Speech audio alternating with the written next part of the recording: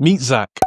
Zach has spent the last 2 months traveling around the Caribbean and South America, escaping the cold, miserable UK weather, and he's been paid to do it. How has he done that? He's done that through playing bass guitar, being hired to play on a cruise ship. Now, the part of the story that makes this more interesting is that actually he was an engineer and was looking for a change. And we worked together over the course of just over a year to put together a game plan on how he can actually start getting opportunities within bass and actually tighten up in certain areas to make it happen for him. So this is what we did. If you're new here, I'm Caleb. I am a bass player. I've been a professional bass player for the last 10 years now, and I've worked in TV, film, live touring artist work on West End.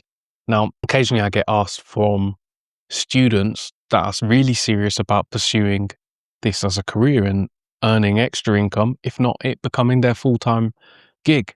So this is the strategy and approach that we took. Now, Zach's playing was decent. Zach is a solid, decent player. He can hold down a few things, but there was a lot of doubting and lack of confidence within both him personally and his playing. So this is what we did to tighten that up. So we did a lot of work initially on just basic technique, and his rhythm holding was good, and he had a good grasp of reading music. So I was like, this is actually going to be a pretty straightforward job to work with Zach to help him get more work and get more opportunities. So we looked at a bit of vocab. We looked at getting him some tasty vocab within it. And if we take my INV framework, we doubled down on the interval recognition and just understanding the number system, which was pretty much already there. So it was more a case of tightening up the technique and getting in more vocab. So we looked there. But the main element of what we did was beating the lack of confidence in his head and setting out a clear social strategy. So if you're not getting the opportunities you want, there's 4 areas, really. Only 4 areas you can work on to improve. The first is being good, and that means your technique, your skill, but also having the right skill sets too. So you need to be good at the right things, depending on what sort of work you want to get hired for. But none of this matters if you're not seen and nobody knows you exist. So we had to develop a visibility strategy for Zach. Now, this is both online and in person. The thing with online is that it's one of the few things you can do with no money, with no extra resources. You can find a way to showcase your skill set through social media. That's the reason we put a lot of focus there, is because you give yourself more swings and chances to be seen and get more opportunities and find out about what's going on. So it's about being a creator over being a consumer, but it's also about not neglecting the in-person and personal relationship sides of things.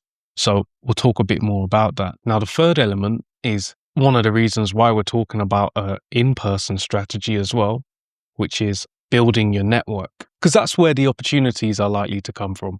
That's where someone is going to either share something with you, tell you, have you seen this? This is happening. They're going to let you know of what's happening.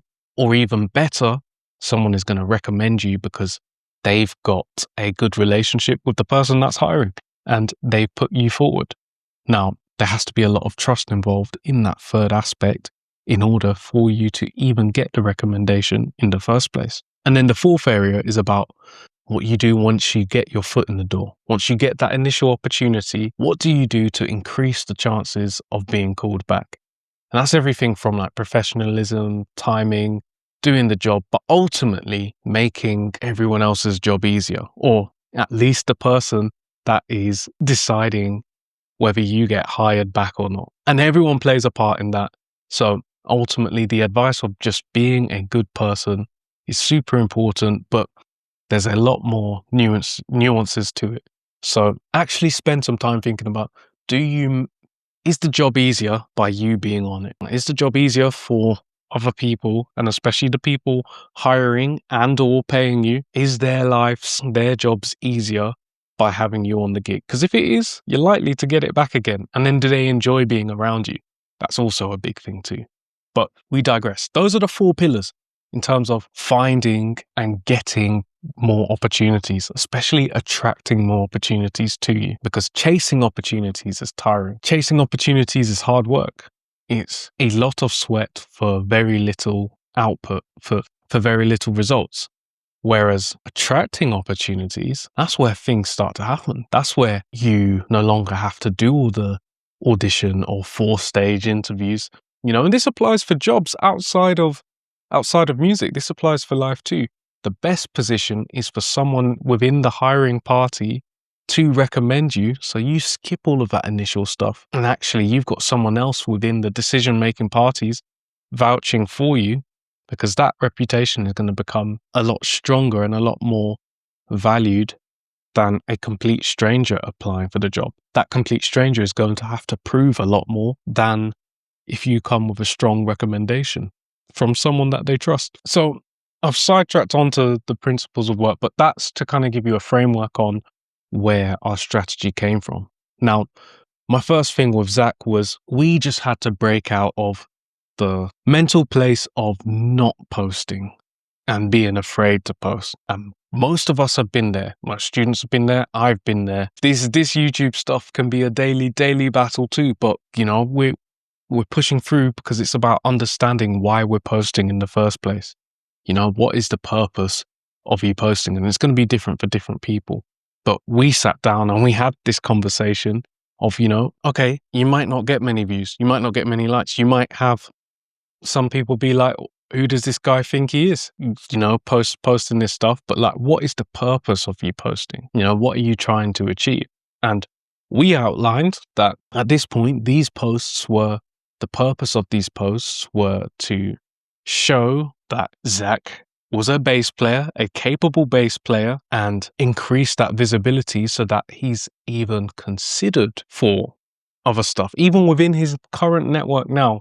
Because it's like, if you're not visible and you're not already that top person, you're probably not going to be the person that gets thought of. When someone goes, do you know a bass player for XYZ, whether it's church, whether it's gigs outside and all of that, or whatever the opportunity is, do they know, insert whatever it is you do, someone who can do that? Is your name one of those names that gets brought up when that conversation happens? And that's a great question to ask, and it's just something I've thought about a lot too.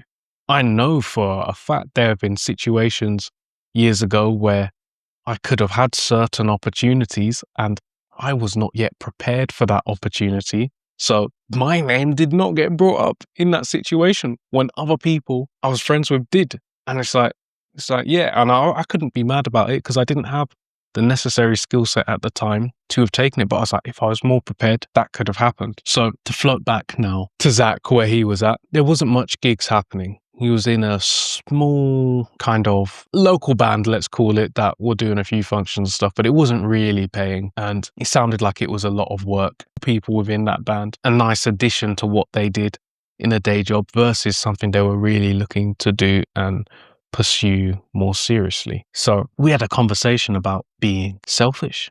You need to decide whether your priority is trying to make this band work or build a career for yourself. Because if you're trying to build yourself as a session musician, you might have to let go of this band or even be less tied to it and less tied to the outcomes. So we left that for him to sit with. And the first challenge was, look, just get up 30 posts of you playing. Let people know that you exist. And the main driver behind this was to just remove the initial inertia, breaking past not posting. And we got there. I can't remember how long it took, but he was making good progress with it. But that for me was like my initial kind of quota of, if he can get the 30 posts up, we can move forward. If we can't get the 30 posts up, then, there is very little point in us pursuing this any further or talking about any more stuff before committing to, well, not just committing to doing it, but actually getting the posts up. So he did his 30 posts. Then we worked on refining. And then we're like, cool, okay. From those 30 posts, I could now see, right, we need to work on this. We need to touch up the timing here. We need to give you a couple more, ideas for spicing it up a bit and building that confidence too. Because this is the thing, it's building the confidence to be able to play and perform and record well, because you're always going to be nervous recording or being on camera if you're never on camera. And this is one of the easiest low stake ways to do it and build up that confidence. And then I don't think it was through the social media, but through a smaller portion of his band, they had a trio get booked or quartet booked for a nice local restaurant. And I'm like, right, now we are in. I'm like, Zach, this is your ticket there. I'm like, I don't care how you do it, whether you duct tape your phone to a wall, you need to now use this gig as a way to get more content, because it's a beautiful venue. And one of the important things is people seeing that you are playing live too. That adds so much more weight in terms of how people will see you. So he started doing that, and they got the residency was doing well. I think they were in talks with other places about residencies, but his profile now looked so much better, and I could see the confidence was growing too. So now he had that kind of consistent, every week there was an hour or whatever the time they were playing for, where he just had to set up a phone and record, and he would have content for days, right? And that's the thing. It's like, ideally with the content sides of things, you want to set yourself up in a way where you can either record or deliberately manufacture something that you're doing anyway that you can then record and turn into content. That's the golden strategy, rather than thinking about every time you've got to post or want to post, right, I'm going to record a cover, I'm going to learn this song, I'm going to play it. Just record what you're already playing and what you're already doing. And if you're not doing much, maybe find something, maybe get some kind of gig or rehearsal that is, happening regularly. Maybe you record through your church rehearsals and you get that content in, obviously if it's you playing. But it's like, the less you have to think about, the better. And then if you want to do your standout pieces that you've put more kind of measured thought into, great, you can do that. But this is what Zach did, and we kept doing that. We kept working on the lessons and stuff. So his residency band was doing well, and that was kind of picking up. And I think they were starting to get a few inquiries for private bookings off the back of that. And then their page looked really nice for that sort of thing. So I think he's in a great position for when he comes back to do more with the kind of corporate gigs, private gigs, and start charging properly for that. But he just turned around to me one day being like, yeah, someone's told me about this application. I'm going to go for it. Did it go that way, or did he just tell me that he's booked himself on a cruise? And it was great. I can't remember which way around it was, but either way, I was surprised in that he's just turned around and done it, basically. Got booked. He told me about the audition. He did the audition or application and then got on board on that. And he's been living his life, living in the sunshine, eating great food. And I don't want to overshare on his behalf, but stuff happened with work kind of beforehand. So the timing was really good. Was really good for him. It all just worked out perfectly.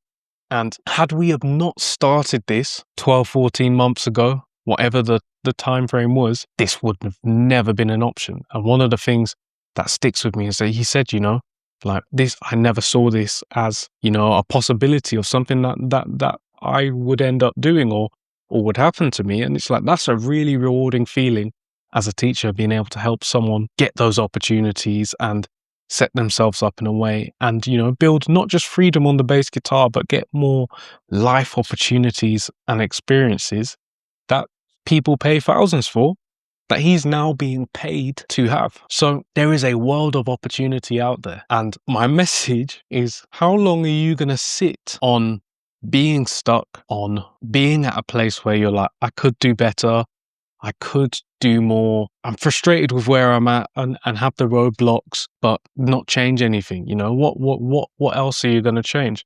There's great YouTube resources available, my channel included, and lots of tools available to you. But at some point you can sit down and go, I'm tired of the guesswork. I'm tired of trying to guess how this will happen for me. And then you can actually sit with and learn frameworks from people that have done it and have achieved that result for other people.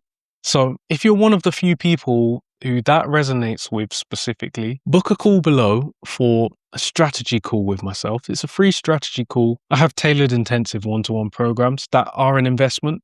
But if you are done and sick and tired of being stuck at a plateau and not knowing where to go next, and picking up your bass and being frustrated and not being able to play what you want to play, not being picked for church services, not being asked to play, or feel like the room is kind of let down when they see your name on rota, let's talk, man. Let's remove that, because we can solve it with this framework. I put this framework in place, whether it's just the INV framework to get you playing at a place where you want to be playing, or the next step further where we actually look into opportunity development and how you position yourself to get more of those opportunities. So I have a free church-based community. You can join that there. And if you're ready to say, I'm done with the trial and error and guesswork and trying to patch it together myself, book a one-to-one call and I'll love to see you there.